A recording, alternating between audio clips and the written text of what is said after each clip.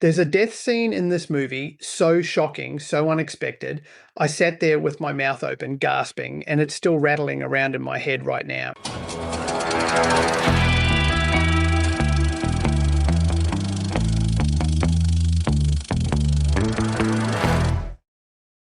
What's up, everybody, and welcome back to the podcast. I'm Fraser, your host, and today we're taking a look at The End of Oak Street, the 2026 film directed by David Robert Mitchell and starring Anne Hathaway and Ewan McGregor. And as always, we're answering one simple question. Is it worth your time? Let's get into it. So a little bit of context before we dive in, because the story behind this one is almost as interesting as the movie itself. The End of Oak Street is an original screenplay written and directed by David Robert Mitchell.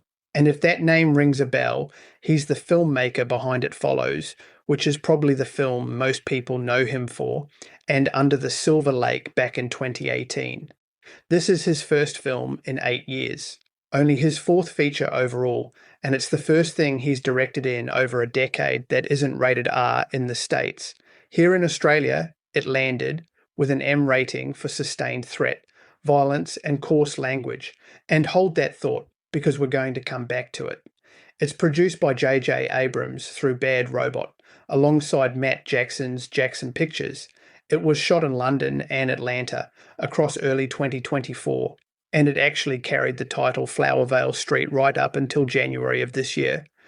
Michael Giacchino wrote the score, Mike Giulakis shot it, Warner Brothers put it in cinemas, it runs a lean 100 minutes or so, and the whole thing is set in 1982. Anne Hathaway and Ewan McGregor play Denise and Greg Platt, parents on an ordinary suburban street, with Maisie Stella and Christian Convery as their kids Audrey and Brian. And then the street gets ripped out of reality itself. Now, I have to be honest with you right up front. This was definitely a different movie to what I was expecting. Not different in a wrong way, just different in a way that caught me off guard.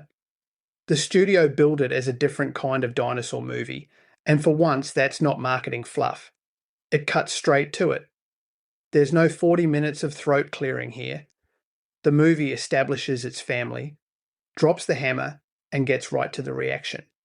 And there is a lot more violence, a lot more blood, and a lot more dinosaurs catching people, eating people and killing people than I ever expected walking in.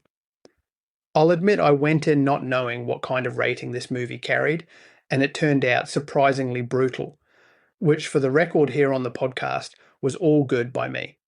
I enjoyed it thoroughly. It's entertaining, it's straight to the point, and there is no filler in this thing at all.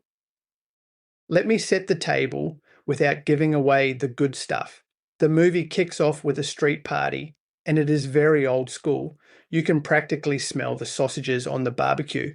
The parents are arguing because Greg has to duck out of the party and head off to his second job delivering pizzas, so the household tension is baked in before anything strange happens. And the strange stuff starts small, which I loved. There's an odd plant growing in one neighbour's backyard that has no business being there, and a big pile of manure that's just turned up in another one's. Nobody knows what to make of it. Then you get a storm at night, a huge flash, and after that, things are not what they seem. The family wake up and the weather's turned humid in a way they're not used to. It's quiet outside, too quiet, only nature noises, no traffic, no hum of the suburbs, and then they start hearing something else out there, something that sounds hungry. The build here is excellent, and I want to give Mitchell real credit for it. The parents split up. One goes looking for the family dog, Starbuck, while the other checks on the neighbours, and things start changing very quickly from there. Hathaway's character comes across a huge forest that simply should not exist. The kids see large shapes moving between the trees. We get glimpses. And then McGregor's character gets stalked by a raptor in a sequence that had me gripping the armrest. The family pile into the car and try to drive out, but the road ends at that forest and then a massive cliff, and there is no way off this street. That's the moment they know they're in real danger, so they head home and start barricading themselves into the house. The movie is smart about its escalation too. You meet the small dinosaurs first, and as things progress, the bigger ones start showing up, each one nastier than the last.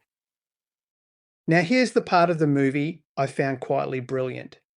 Audrey, the daughter, is a Carl Sagan kid.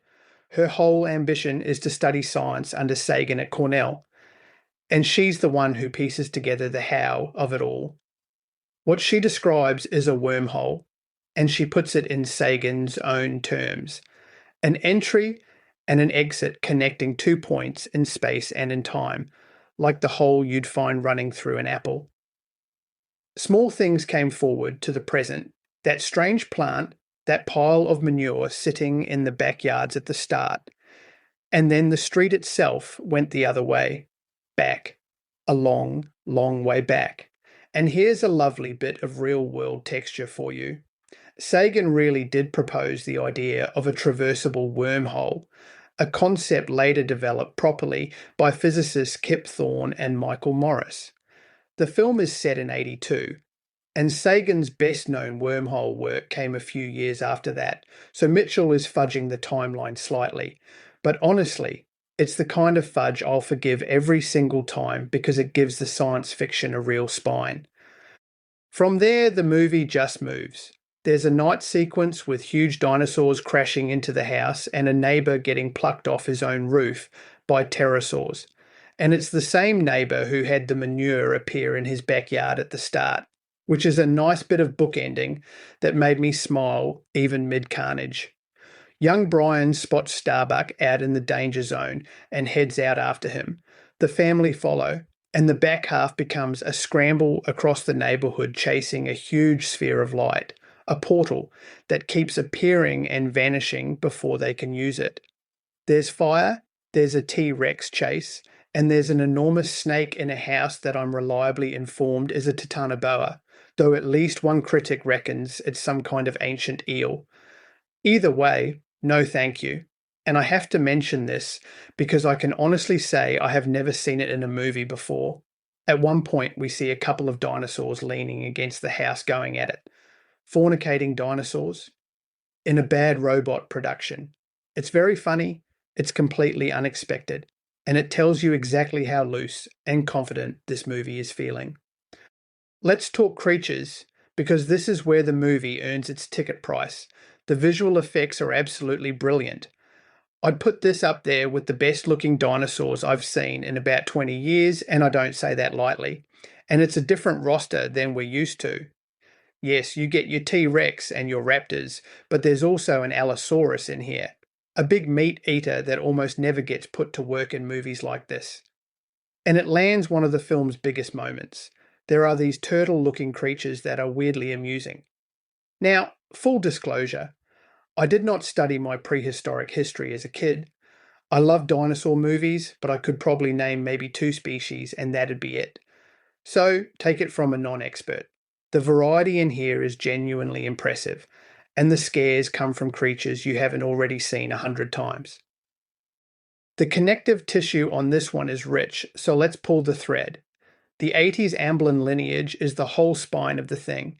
It feels like E.T., like Back to the Future, like Poltergeist, and like the old Amazing Stories anthology series, and crucially, it earns those comparisons rather than just wearing them like a costume. The film is set in 1982, the exact same year E.T. and Poltergeist were both in cinemas, and Poltergeist is the closest structural match of the lot. An ordinary suburban family, an ordinary suburban house, and something impossible coming through into it. If you've never seen Poltergeist, or if the old Amazing Stories has passed you by, this movie is a perfect excuse to go digging.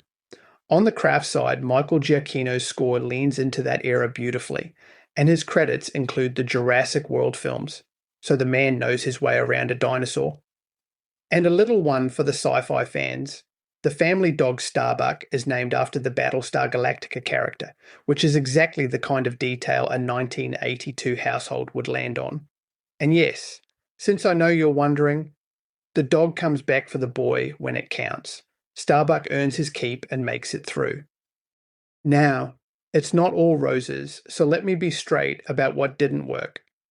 When the credits rolled, I was scratching my head a little bit. There are quite a few loose ends and undone threads here. I was sitting there going, hang on a second, but what about this? And what about that? Because of the way it finishes, and especially the way the ending loops around on itself, you're left with some weird lingering questions about what happened to other things as a consequence of the incident. Some of that is deliberate mystery box stuff. This is a bad robot movie after all, but some of it feels like threads Mitchell simply didn't get back to in 100 minutes. It didn't sink the movie for me, not even close to it, but it did take a bit of shine off the landing. The other thing, and this isn't the film's fault, it's flying under the radar. It landed only a few weeks after Spider-Man, and when I was at the cinema, the crowds were all queuing for that and the Odyssey, with barely anyone in my session. It deserves better traction than it's getting. The frame 70 moment for this one. There is a death scene in this movie, a big one, and I'm not going to say who, and I'm not going to say how, because it's much better discovered on screen. But it was shocking, and I sat there with my mouth open the whole way through it, gasping. In a movie full of chases and creatures and portals, that's the moment I walked out of the cinema still thinking about, and it's still rattling around in my head now. So, final thoughts. This is an entertaining, fast, surprisingly brutal ride from a director who clearly loves the era he's working in, and I definitely recommend it. It gets straight to the point, there's no filler, and it wraps up with a well-rounded ending. Helped along by a substantial swing, it takes about 20 minutes before the finish, which was excellent. But fair warning, if you get squeamish about blood and guts, about dinosaurs running people down and ripping them apart, or about a couple of dinosaurs enjoying each other's company against the side of a house, this is probably not the one for you. The frame 70 verdict for the end of Oak Street. This is a very entertaining, very fast, surprisingly brutal dinosaur movie with some of the best creature effects I've seen in about 20 years and a big 1982 suburban heart beating underneath all the carnage. If you grew up on E.T., Poltergeist and Amazing Stories and you can handle a lot more gore than this kind of movie usually carries, get to the biggest screen you can find before Spider-Man squeezes it out of the good sessions. But look, that's just how the end of Oak Street landed for me. Entertainment is subjective, and a movie this strange and this bloody is going to hit everyone a little differently. What worked for me might not work for you, and that's completely okay. For my money, though, this is the most fun I've had with dinosaurs in a cinema in a very long time, and I'd love to hear how it lands for you. Thanks for listening, and I'll catch you on the next one.